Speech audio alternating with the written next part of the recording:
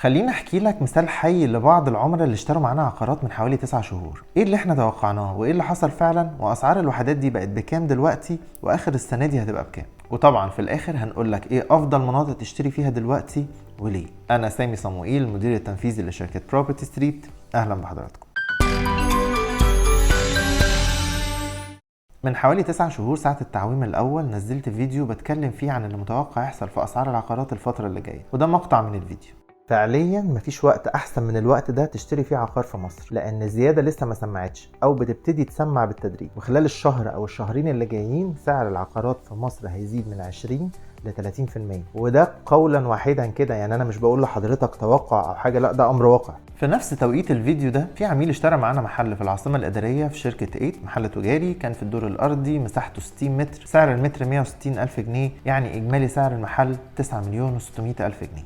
خلال شهرين سعر المتر زاد 20% ووصل 192 ألف جنيه. حاليا وصل سعر المتر ل 252 ألف و800 جنيه، يعني إجمالي سعر المحل 15 مليون 168 ألف جنيه، بزيادة 60% عن السعر الأول. وده اللي كنا بنقوله في الفيديو. وخد بالك إن العميل لسه بيدفع أقساط أول سنة، يعني كل اللي دفعه لغايه دلوقتي مش مكمل 20% من ثمن المحل القديم. يعني كل اللي دفعه لغايه دلوقتي 1,900,000 جنيه، كسب عليهم 5,568,000 جنيه، يعني اكتر من 300% على اللي دفعه. لو كان حاطط ال1,900,000 دول في البنك كان جابوا له 18% في سنه، مش في 9 شهور. في نفس توقيت الفيديو ده برضو في عميل اشترى معانا شقه في القاهره الجديده في ماونتن فيو، كانت مساحتها 162 متر وسعر المتر 16,800 جنيه. خلال 4 شهور وصل سعر المتر لنفس الشقه ل 22,700 جنيه، بزيادة تقريبا 35% عن سعرها ساعتها. وحاليا مفيش وحدات متاحة للبيع في المشروع ده، وطبعا في أمثلة غير دول كتير. وده يثبت اللي كنا بنقوله، إن الأسعار هتزيد بشكل سريع، واللي استفاد هو اللي خد القرار ساعتها. وطبعا مش كل العقارات زادت بنفس النسبة، في حاجات زادت بنسبة أقل، وهو ده دورنا إننا بنوجهك على العقارات اللي متوقع لها نسبة زيادة عالية، ولازم تكون مع مطور قوي. دلوقتي بقى أنا جاي أقول لك على معلومتين مهمين قوي.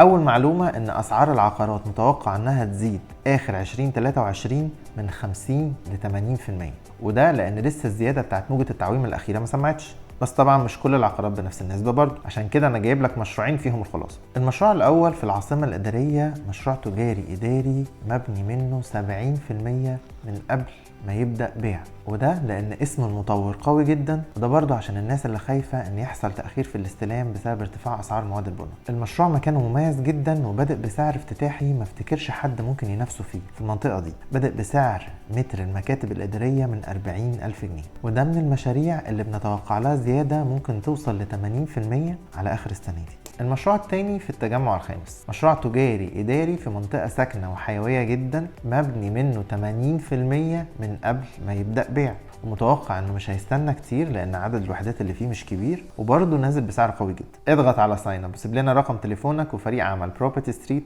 هتواصل معاك وهنقول لك ايه اسعار المشروعين دول وايه تفاصيلهم. انا سامي صموئيل، بروبرتي ستريت. شكرا لحضراتكم.